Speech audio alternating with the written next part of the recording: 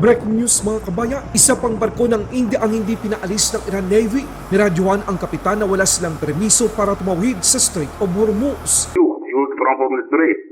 You are ordered to go back to your departure immediately. You are ordered to go back to your departure immediately. Do you get my message?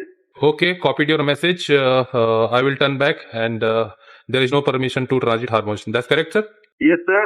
There is no any permission for you. You are ordered to go back to depart immediately. Iran ambassador sa India, sinumon dahil sa hindi makataong hakbang ng Iran Navy nang pinutukan nito ang sibilyang barko. Amerika agad namang nagpahayag na ipapatupad nito ang pag-akyat sa mga barko ng Iran. Ang sinumang barko na tangkang labagin ang USA blockade ay puputukan. Iran military, tinawag na tanga ang kanilang foreign minister matapos ipahayag na bukas na para sa lahat ang Strait of Hormuz. Iran, nanindigan na ayaw nitong ibigay ang nuclear dust at enriched uranium sa Amerika. President Trump, buo ang loob na kapag ayaw nitong isuko, gagamit ito ng lakas laban sa Iran. Russia nagbabala sa Iran na ginagamit ng Amerika ang tigil putukan para makapaganda sa gagawin nitong ground invasion laban sa Iran.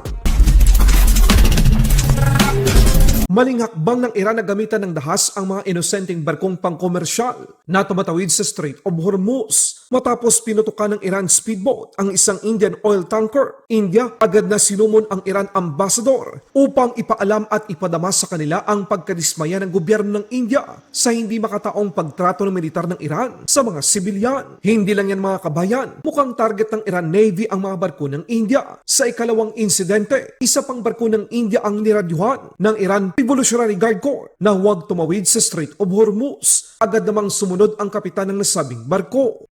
Iranian Navy, this is Bhagyalakshmi. Go ahead, sir. I read you loud and clear. Good evening, sir. This is Iranian Stefan Navy Captain. The strait is locked and pass from that is forbidden. And there is no any permission for you to use from the strait. You are ordered to go back to your departure immediately. You are ordered to go back to your departure immediately. Do you get my message? Okay, copied your message. I will turn back and there is no permission to transit Hormuz. That's correct, sir? Yes, sir. There is no any permission for you. You are ordered to go back to departure immediately. And wait to get permission.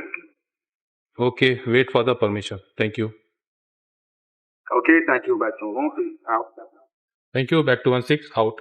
Sa panig naman ng Amerika, nagbabala ito sa Iran. Ipinahayag ng US Chief of Staff na nakahanda ang US Navy at US Marine na akyatin ang mga barko ng Iran. Lalong-lalo na ang mga barkong papasok sa Gulf of Oman upang masiguro na wala itong dalang mga armas galing sa ibang mga bansa. Any ship that would cross the blockade would result in our sailors executing pre-planned tactics designed to bring the force to that ship, if need be, board the ship and take her over. And that includes a series of escalated force options, which could include warning shots and others. Next slide.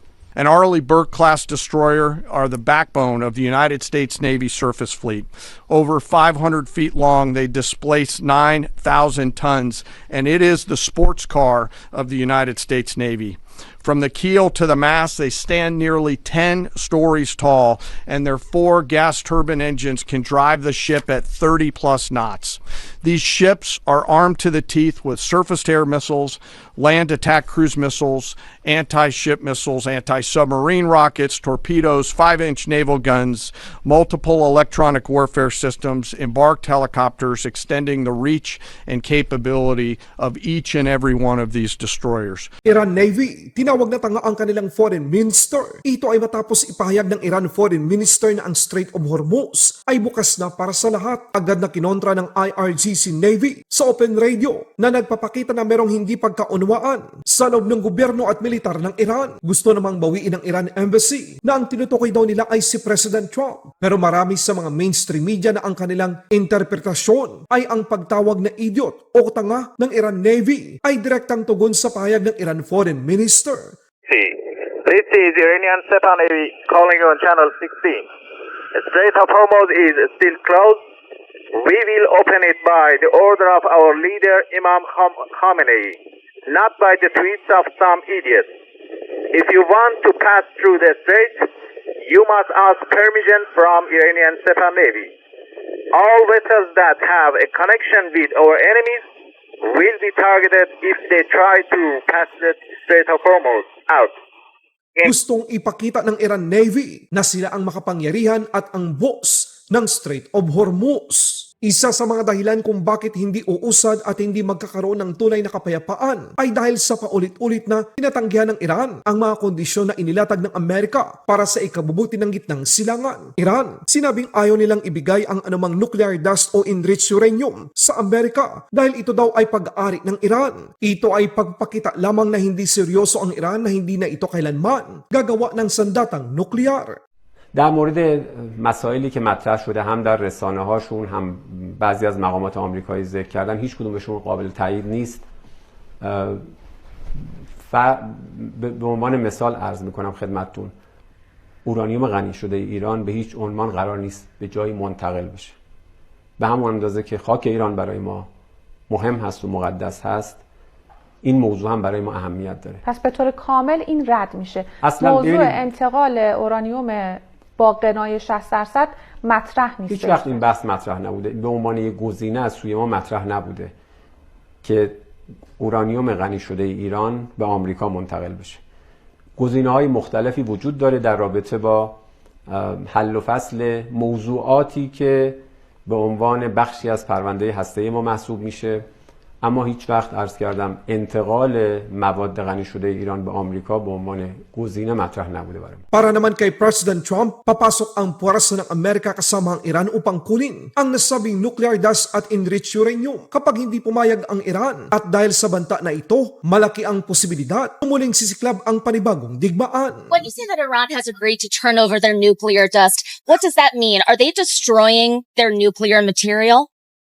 No, They're turning no. it over. Can you walk us through what that process looks like, sir? We're taking it. Very simple. We're Going taking it. Yeah. Does With that mean- Iran. We're going in with Iran. Does that mean U.S. Which- is on the ground to We get will that? have it. I don't go up with the ground. We'll take it after the agreement is signed. After that, there's a big difference. Before and after. BC. It's before and after. Sir, in the Strait, are there going to be And after restrictions? the agreement is signed, it's a lot different than before. We would have taken it. If we didn't have an agreement, we would take it, but I don't think we'll have to. And somebody said, how are we going to get the nuclear dust? We're going to get it by going in with Iran, with lots of excavators, because the B-2s, remember when fake news CNN said, well, maybe obliteration is too strong a word. Obliteration. That's so deep. We need the biggest excavators you can imagine, but we're going to go in together with Iran, we're going to get it, and we're going to take it back home to the USA. Very simple. And now that the Nagbabala naman ang Russia sa Iran na ang 2 linggong tigil putukan ay tinatawag nilang buying time para sa Amerika upang makapaghanda sa gagawin nitong ground military operation laban sa Iran. Ayon sa Russia intelligence, posibleng ginagamit ng US at Israel ang diplomatic negotiation para itago ang kanilang military build-up sa rehiyon. Binanggit din ng Russia na ang mahigit 50,000 mga US troops na kasalukuyang nakadeploy sa Middle East kasama na ang Special Forces tulad ng Delta Force at Rangers, 3 carrier strike group at daang-daang mga eroplanong pandigma ay isang palatandaan na merong pinaplanong matindi ang Estados Unidos.